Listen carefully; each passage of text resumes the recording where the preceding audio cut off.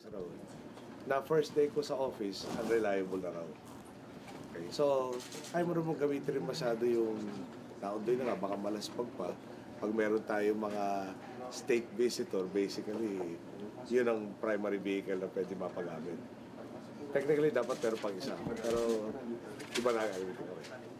Yung sasakyan na ginamit ko kanina, at gamit ko ngayon, security vehicle. Hindi ko naman pwede i-discuss sa inyo kung ano security features, ano capacities, para sinabi ko na rin sa mga kalaban na ito paghandaan nyo. Pero hindi ko binili yan. No? Pero kung pwede, iwan ko na lang muna doon. Ayoko pumasok ko na mas kayo naman detalye. Baka mahanapan pa ng paraan para i-research kung ano nga capabilities. Pero hindi papayag. Kung ako masusunod, gamitin ko yung cruiser ko ginagamit ko na nasa Senado ko. Pero hindi armored yun. Hindi security vehicle yun. Mag-o-object ang PSG, tataas yung race ko sa PSG kung unarmored yung sasakyan na ginagamit ko. Dahil lalo sila kailangan yung magbabody shield. So is it branded?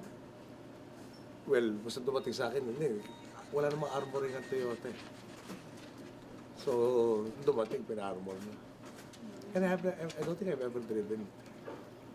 Sir, magkano yung Lexus? Taka, hindi ko binili yun. But why a Lexus? Yung nag-provide nito, nagpa-armor sila ng bilo. So, parang nililist ng bayaw ko actually for me. The alternative is to buy a different vehicle by the government. Now, if you take note, I'm using, so nga, travel sa provinces, travel sa Vietnam, ginamit namin yung Fokker na F-28. Ang bumili nun si President Marcos in 1983. There are actually calls by certain quarters or more knowledgeable na hindi na dapat raw gamitin yung aeroplano yun dahil yung mga kasabay niya, ano na yata, para 16 ang lumilipad na cargo. Yung chopper, galing kay FBR. One day, I'll show you the seatbelts. Dati brass color, ngayon LED. Yung nabura na, yung pagka-brass. Pero dahil ayaw ko magdagdag ng gastos. No? So medyo take risk na lang. Kung sinasabi lang hindi na ganun ka-updated sa safety yung mga ginagamit natin primary vehicles. Sir, but kasi may mga lumalabas that aside from the Porsche before and now this Lexus, meron din daw po kayong Lamborghini and a BMW that was a gift from a businessman way before pa. Alam mo, parang pag ganyan na, di ba, Lamborghini, sa totoo lang, hindi man ako sure kung nakakita na ako Lamborghini sa Pilipinas, let alone possess one. And I'm sure I've never ridden in one. Okay? Kung the closest I've gotten would be to see it in a picture in a magazine. Ano iba? Yung BM, I told you, I had the BM before. I paid for it from my own, my own funds. Plus, I took out a loan, amortized something over 3 years, to pay for that vehicle, which I think a lot of Filipinos do. Yeah, yung perhaps not the same vehicle, but they do carry it. Ngayon, dito sa Lexus, ulitin ko, I didn't buy it. If I had it's not the most comfortable vehicle. To ride in an armored vehicle is not the most comfortable thing to do. Yung amongst the things na hindi mo pwede gawin, yung salamin, may limitation ng pagbaba. Para I feel compelled na pag may kumakaway sa akin mga kababayan natin, yung squad ko, hindi ko magawa pag So, lease lang po siya ng pamilya? Alam nyo, kaya ako pumunta dito kasi, today, we had that turnover for the National Treasury. Ang 29 billion. Pansin ba niya wala nagtanong sa akin tungkol doon? Last year, 9 billion lang. Hindi kaya dapat kasi prioritize natin yung dumadagdag yung pondo ng National Treasury.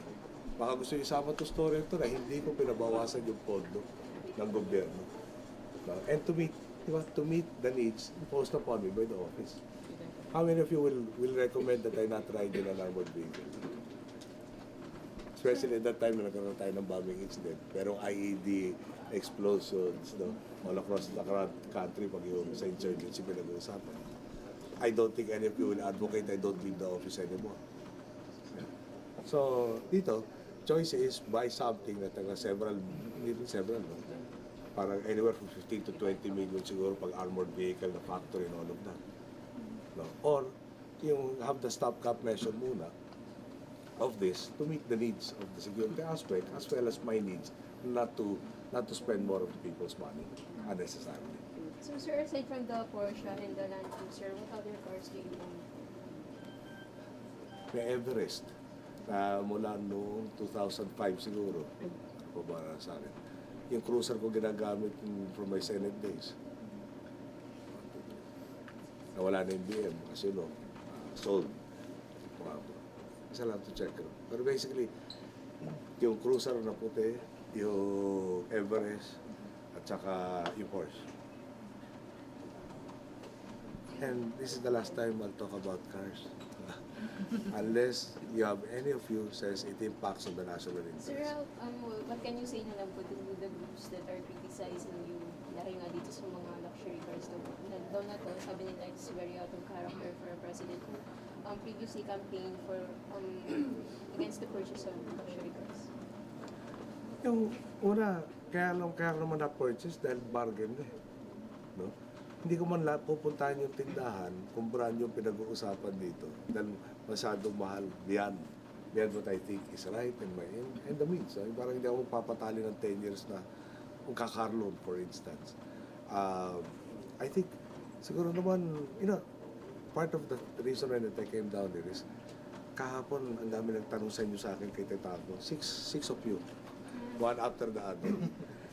I think you're all witness na pati Sabado, Linggo, kung may kailangan kayo, I respond to all of you as much as possible. No? If there are some moments that I have some vision, or I can switch off my mind from the problems of the state, and it helps me. It enhances my ability to deal with it after getting a small break. Should I be begrudged that? Sir, clarification lang po. If you didn't buy the Lexus, who provided you the Lexus? No kampanya meron, ito Lexus din, pero no kampanya, meron tayong mga supporters na nag-insist na, if you remember, I started out in the campaign, over 50 yung rating ko, di ba?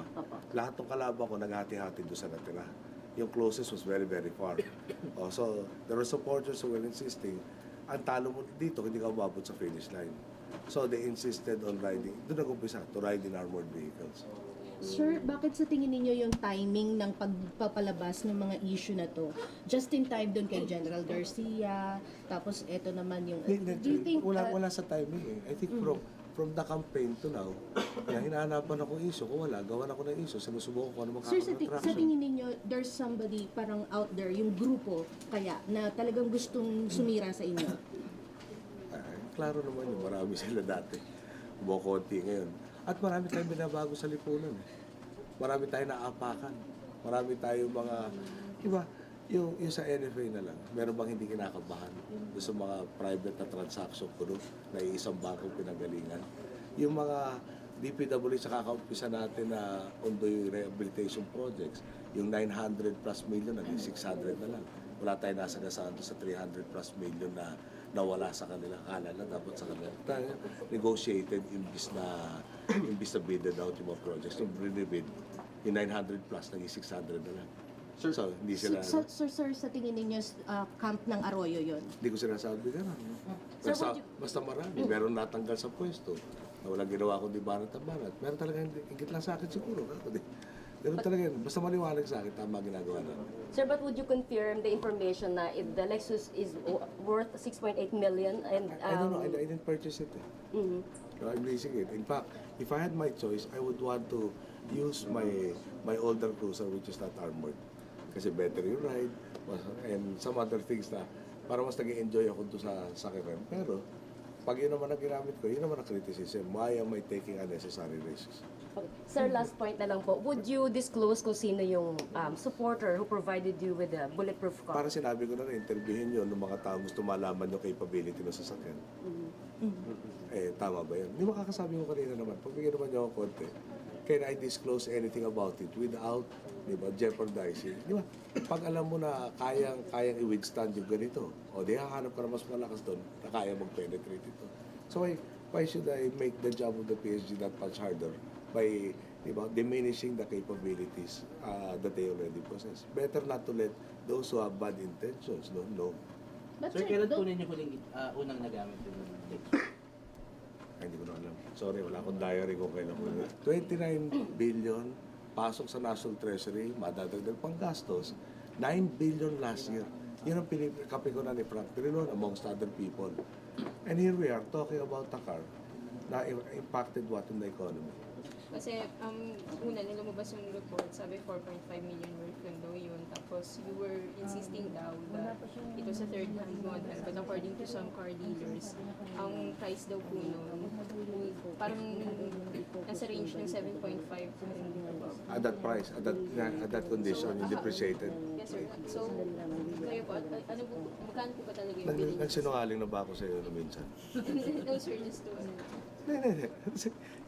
There's an accusation. Yeah? There is a contract, o di yun naman ang next. O, pakita naman yung contract, detainees. Pag sa sistema ng batas natin, may accusation ka, ikaw magprema. No? So, ang punto nito, no? Sa mga nakakaintindi talaga, question pa ko ng model, ang laki ng diferensya doon sa current at saka dito sa model na to. No? Tapos, ulitin ko lang ano, ang paniwala ko, wala akong minolesta doon sa pag-purchase ito. No? Kung inalok ako ng presyo, na binayaran ko, 4.5 po yung amount, ano ko ba issue doon? Sa ako kinuha yung pera pambayad doon, meron akong kotse binenta. Tama-tama, meron akong sunada ng kotse, feeling nga, kabargain siya, same amount. So yung pinambili, binenta ko yung BM, binayaran ako na eksakto pambayad dito sa Porsche. Na-jackpot ko na 1 year younger. Younger. No? Sir, on another topic, Thank you. I'm giving you a respite. Sir, pumutok yung pabaon system sa military. Paano i-address yung problema ng corruption in the military and how will you pursue the case, if in case, against Secretary Reyes?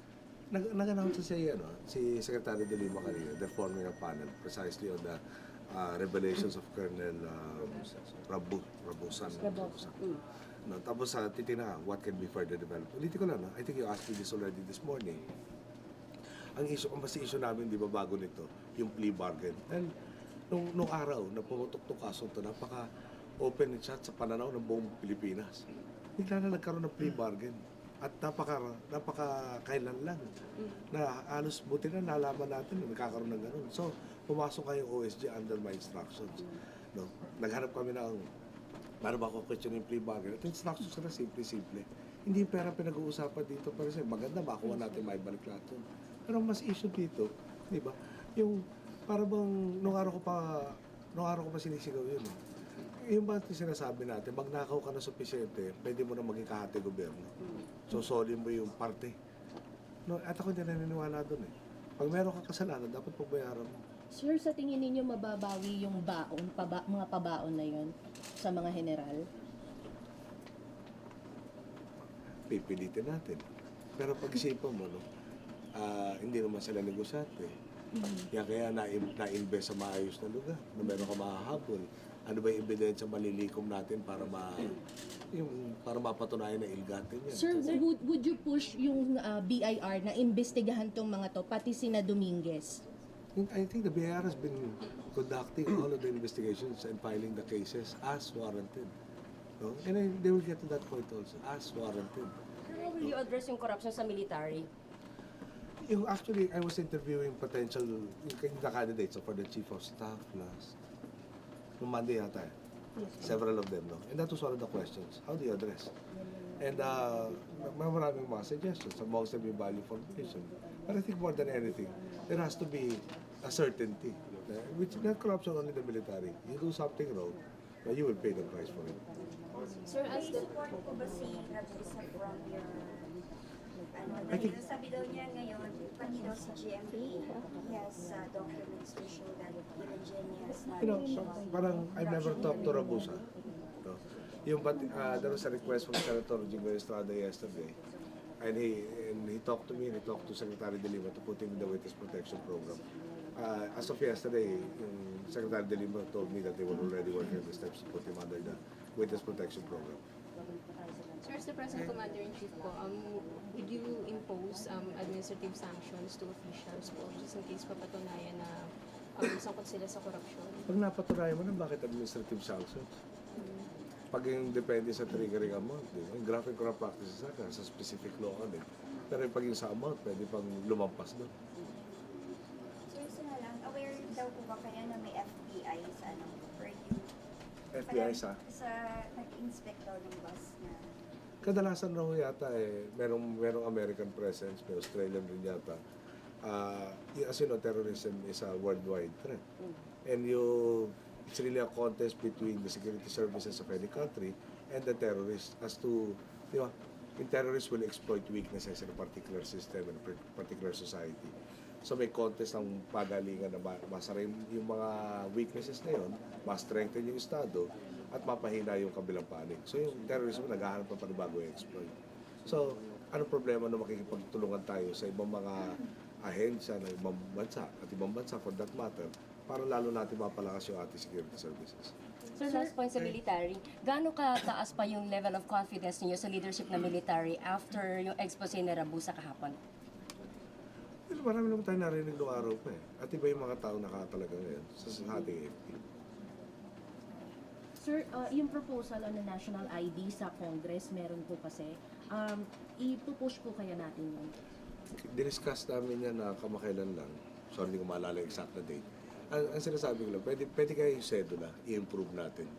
Paano po, Yung, hindi tamper-proof, hindi yung puro declaration mo lang. Pero ang idea doon, meron ka national ID, pero hindi yung solitary number na, dahil alam niyo yung privacy enshrined ng Constitution sa Article 3, Bill of Rights.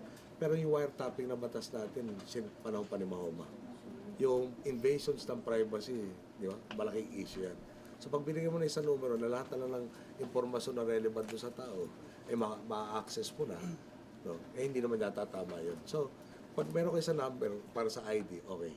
Pero yung other aspects, huwag naman natin pahinaan yung ability ng isang tao na magkaroon siya ng privacy. Sir, aside dun sa number na yun, ano pa yung mga pwedeng ilaman ng national ID na magpapabor, pwedeng i-approve or parang ano ng palasyo? Sa main, Okay sa palasyo. main concern lang is hindi magiging access to those who will unduly utilize the information on people. Hindi pa sa big na crime ngayon, yung credit card fraud, yung identity theft. Ito ba, dati kasi mga proposal, one number, lahat na nandun, BIR, ito number mo, driver's license number mo, ito, tatransaksyon ka kung ano mga government agency, ito numero gagamitin mo. So pag na-access yung number na yun, may interconnectivity na sa lahat. Pwede mo na i-access ang data with or without sanction by law. Kailangan naman natin i-safeguard yun. Okay? Sir, whatever happened to your revelation about the Sir, whatever happened to the yung rice cartel na sinabi niyo? Tuloy-tuloy yung investigation.